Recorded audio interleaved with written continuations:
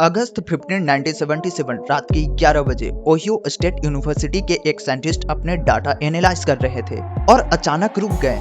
उन्होंने सिर्फ एक वर्ड लिखा, वाओ। एक सिग्नल जो स्पेस से आया 72 सेकंड तक रहा और फिर वापस कभी नहीं आया। आज तक साइंटिस्ट के पास इसका कोई जवाब नहीं है। तो आखिर वो था क्या? पहले एक बात समझते हैं। तुम्हारा घर है, तुम्हारा गली है, तुम्हारा शहर है, तुम्हारा देश है, फिर है पृथ्वी। लेकिन अर्थ तो सिर्फ एक दिन का है। हमारे सोलर सिस्टम में 8 प्लैनेट्स हैं और हमारे सोलर सिस्टम जैसा स्ट्रक्चर सिर्फ हमारी मिल्की वे गैलेक्सी में पता है कितना है? 400 बिलियन। और मिल्की वे जैसा गैलेक्सी हमारे यूनिवर्स में मालूम है कितना है? 2 ट्रिलियन।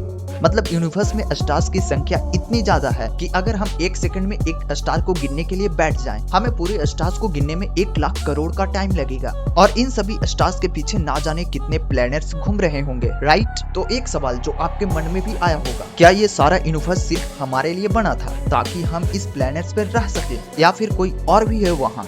और यही सवाल 1950 में एक साइंटिस्ट के मन में खलबली मचाना स्टार्ट कर दी। एनरिको फर्मी, ए नोबेल प्राइज विनर, एक दिन लंच पर बैठकर उन्होंने एक सिंपल सवाल पूछा, अगर यूनिवर्स इतना बड़ा है, अगर बिलियंस ऑफ स्टार्स है, अगर बिलियंस ऑफ प्लैनेट्स हैं, अगर लाइफ कहीं न कहीं एग्जिस्ट करती है, तो अभी तक कुछ मिला क्यों नहीं? और इसे ही कहते हैं फर्मी पैराडॉक्स। और आज तक किसी साइंटिस्ट के पास इसका सॉलिड जवाब है ही नहीं। कुछ साइंटिस्ट कहते हैं कि लाइफ एग्जिस्ट करती है, पर वो इतनी दूर है कि सिग्नल अभी तक हमारे पास पहुंचा ही नहीं। कुछ कहते हैं एडवांस सिविलाइजेशन एग्जिस्ट करती थी, पर वो ऑलरेडी एक्सटिंक्ट हो चुकी है। एंड एक और थियरी जो रात को नींद ही नहीं आने देती। एक्चुअली इसके बारे में थोड़ी देर बाद बात करते हैं। सबसे पहले एक मिस्ट्री के बारे में जानते हैं जिसके बारे में गवर्नमेंट ने हमसे 70 साल तक छिपा कर रखी। तो वो सिग्नल की कहानी पर वापस आते हैं। अगस्त 15, 1977 पूरा भारत स्वतंत्रता दिवस मना रहा था, लेकिन उसी रात ओहियो स्टेट यूनिवर्सिटी का big air radio telescope space से सिग्नल सुन रहा था। साइंटिस्ट जेरी अहमनसोब ने उठकर डाटा देखा और एक पैटर्न ने मानो उन्हें खामोशी कर दिया।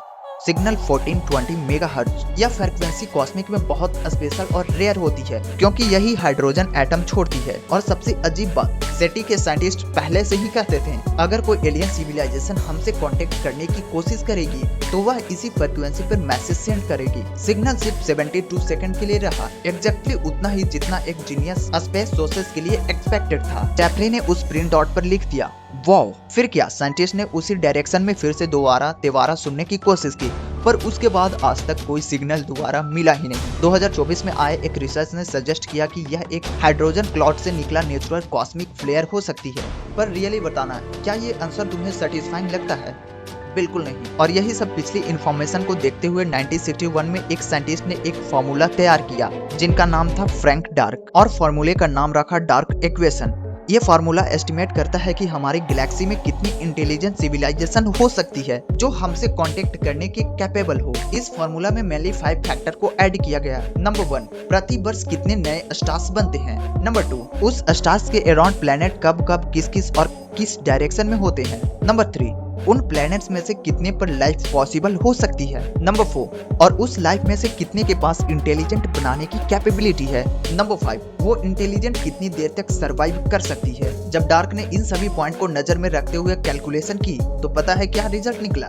कि सिर्फ हमारी गैलेक्सी यानी मिल्की वे गैलेक्सी में 1000 से 10,000 करोड़ सिविलाइजेशन हो सकती है। और यहाँ पर सवाल उठता है कि वो फिर है कहाँ? और फिर से हम एक ही लूप में आकर फंस जाते हैं, फर्मी पैराडॉक्स। पर मेरे दोस्त, एक चीज जो नोटिस करने वाली वो ये कि अगर कोई एग्जिस्ट करती है तो उनका साइज और पावर कैसी होगी, हमसे वो सिविलाइजेशन कितनी आगे होगी या फिर कितनी पीछे। और इस सवाल का जवाब सुनकर लिटरली तुम्हारा दिमाग हिल जाएगा। अप्रैल 2025 कैम्ब्रिज यूनिवर्सिटी के साइंटिस्ट ने एक अनाउंसमेंट की जो पूरी दुनिया में हेडलाइंस बन गई। जेम्स वेब स्पेस टेलीस्कोप, जो अब तक की सबसे बड़ी टेलीस्कोप है, उसने एक प्लेनेट के एटमॉस्फेयर में एक केमिकल डिटेक्ट किया, DMS। आप कंफ्यूज नहीं हो, इससे पहले मैं बता दूं कि ये DMS है क्या। तो देखो, DMS का मतलब है डाइमिथाइल सल्फाइड, जिसके बारे में हमने 10th 12th में पढ़ा था केमिस्ट्री में। अब आप लोग सोच रहे होंगे कि इसमें चौंकने वाली बात क्या है। तो बात है, क्योंकि हमारे अर्थ पर डाइमिथाइल सल्फाइड सिर्फ एक ही चीज बनाती है, पता है कौन? लिविंग ऑर्गेनिज्म, स्पेशली समुद्री सूक्ष्म जीव। ये बात मत भूलना कि हम लोग समुद्र के ही पैदाइश हैं। और यहाँ पर आकर वैज्ञानिक का दिमाग बूम मतलब अगर किसी भी प्लैनेट्स के एटमॉस्फेयर में डीएमएस है तो चांसेस है कि वहाँ कुछ जिंदा हो सकता है।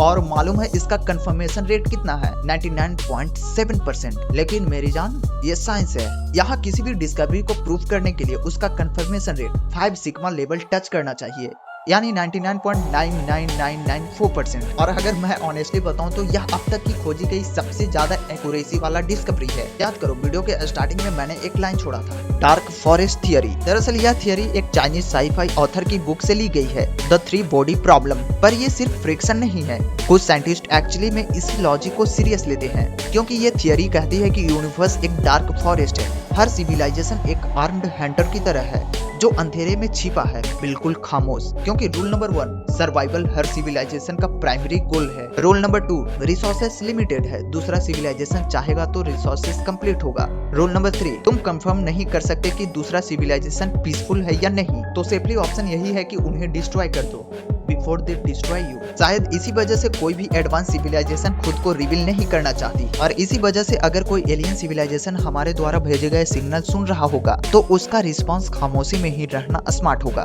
यह थियरी फेर्मी पैराडॉक्स का एक पॉसिबल आंसर है। कोई है जो सुन रहा है लेकिन खामोश है। लेकिन हम टीवी सिग्नल, रेडियो वेव्स और स्पेस मैसेजेस पे मैसेज भेजते जा रहे हैं। क्या हम जंगल में रात को चिल्लाने का काम कर रहे हैं? अब बात करते हैं सच्चाई की। तो आखिर सच्चाई क्या है? क्योंकि हम ऑलरेडी जानते हैं कि साइंस में जब तक 99.99994% की एक्यूरेसी नहीं मिल जाती, हम अगर मगर यानी के लूप में फंसे रहते हैं। तो क्या एलियन एग्जिस्ट करता है? तो अगर ऑनेस्टली बताऊं तो अभी तक कोई कंफर्म प्रूफ नहीं है। नासा का भी कहना है कि प्री रिव्यूड साइंटिफिक लिटरेचर में एलियंस का एग्जिस्टेंस और उसके ऑर्गन का कोई भी कंक्लूसिव एविडेंस नहीं है। लेकिन सच तो ये भी है कि यूनिवर्स में 2 ट्रिलियन गैलेक्सी है। और हाँ, हम केपलर 18b को कैसे भूल सकते हैं, जो हमसे 142 लाइट ईयर दूर है, जहाँ हमें डीएमएस मिला था। भाई साहब, आखिर कंक्लूजन क्या निकला? तो साइंस का ऑनेस्ट आंसर है, अभी तक हम नहीं जानते।